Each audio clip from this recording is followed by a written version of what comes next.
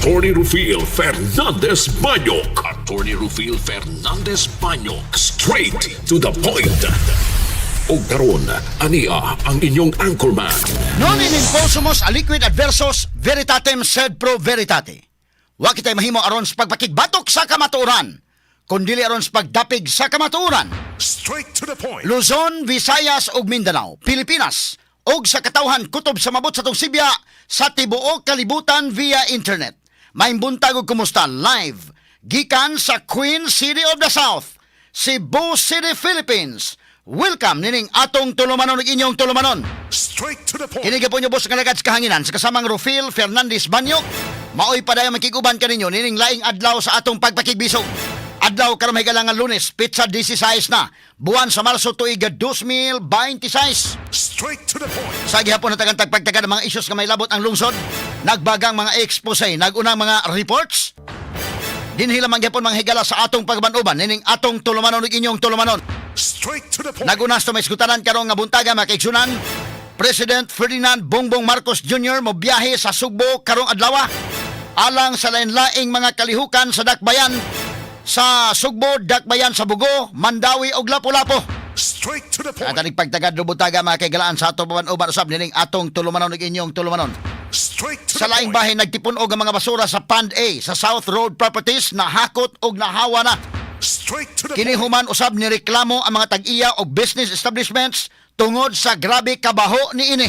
Straight to the Sa point. ibutan ng basura na mahigala sa may SRP, sa may inayawan, siyempre, reklamo gina mga kagalaan ka na may daghang mga negosyante nga naa in town sa SMC side. Naa pa mga higala sa kinini ang Nustar, kana mga higalang sa PhilInvest nga naa diha mga sukitig paminaw. O guban pa, no? El Curso. Apiktaran sila muna nga reklamo sab sila mga sukitig paminaw. Taga-tanig pagtagad rubutaga sa atong pabanuban nining atong tulumanon ug inyong tulumanon.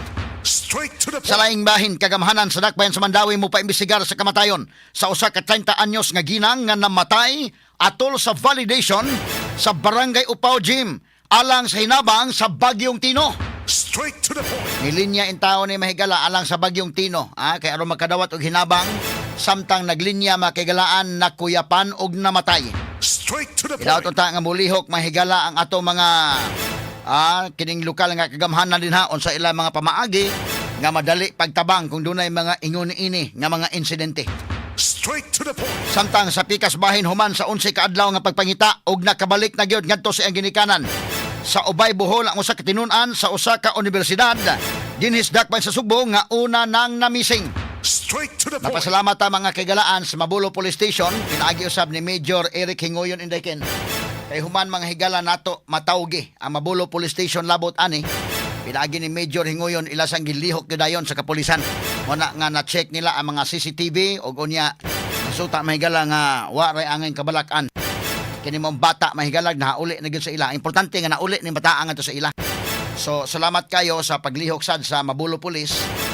Sa diha mahigala nga atong gitawgan sa DYHP kay nagpatabang po nato dining ginikanan nining iyang anak mga higala nga nawagtang nag-eskwela din sa Sugbo mga kagalaan nyawa na gyud in town na missing na pero karon nakit-an ra mga higala mo ni ang pinaka good news nga nakit-an nga buhi mga suking tigpaminaw. Straight to the point. Samtang sa laing bahin ato sang hatagag pagtagad mga kaigsunan na sa kauluhan moabot og 1,300 ka mga Pilipino ang na-repatriate na sa gobyerno subay sa padayong tensyon didto sa Middle East. Straight to the point. Lakip sa naabot ang mga OFW sa atol atong weekend. Mga OFWs nangabot mahigala gikan sa Saudi Arabia, Qatar ug ingon man sa Bahrain. Straight to the Mao point. nila ang problema mga sukid tigpaminaw kay siyempre ang ilang mga pamilya nga kinista may gisaligan apektaran gyud mga kaigsunan no nya mamaulit sa Pilipinas wa in town sila mga trabaho agakunon sa ni mahigalas gobyerno kay sila mga bag-ong bayani man mga kagalaan ra ba. So mo ni ang dakong problema karon no unya unsa man ning gira mga sukid tigpaminaw mulanat pa ba ni dugay-dugay or matapos na naghapit na. Straight to the point. Taga-tanig pagtagad butaga sa atong pabanuban usab nining atong tulumanon ug inyong tulumanon. Straight to the point. Nakabalik na usab sa Pilipinas ang patayng lawas sa Pilipina nga namatay sa airstrike didto sa Israel nga si Miriam de Vera uman mga kaigalaan kini na pagan. Kay naigo sa tipaka mga higala sa missile nga gitira mahigala sa nasod sa Iran. Straight to the point. Dito sa Israel mga sukitig paminaw. Mo na nga modagan gyud kadayon to sa bomb shelter bahisa pag ilang ma-entrap mga higala ang missile to sa babaw adto ra kabutos babaw so dili sa at least di sa makabuto sa yuta pero ang dakong damage mga higala matagakan kag tipaka. Mo na mutago gyud ka adto gyud kag bomb shelter kay buhahan mga tagak na mga higala mga tipaka at least luwas ka no. Kaya pagtagad sa karong nga butaga sa atong pamanuban ning atong tulumanon inyong tulumanon. Straight to the point. Samtang Land Transportation Franchising and Regulatory Board kon LTFRB ni-aprobar na og usbaw. So Ginoo ko mo ni ang problema ron deken. Ni-approve na sa usbaw sa plitihan Straight to the point. sa mga public utility vehicle subay sa padayong pagtaas sa presyo sa mga produktong petrolyo. Straight to the point. Ugmang adlaw ipahibaw na sa LTFRB kung pila ang uminto sa plitihan. Straight to the point. Sa abroad, US President Donald Trump dili pa anda makigdeal sa Tiran aron pagtapos sa gira. Samtang ubang mga nasod posibleng mutabang na pagbukas og balik sa Strait of Hormuz. Straight to the Kini point. guban pang mga iskutanan niyo mabati exclusive over DYHP RMN Cebu 612 sa dial sa inyong mga radyo sa 93.9 IFM. Number Sa serbisyo publiko, maaasahan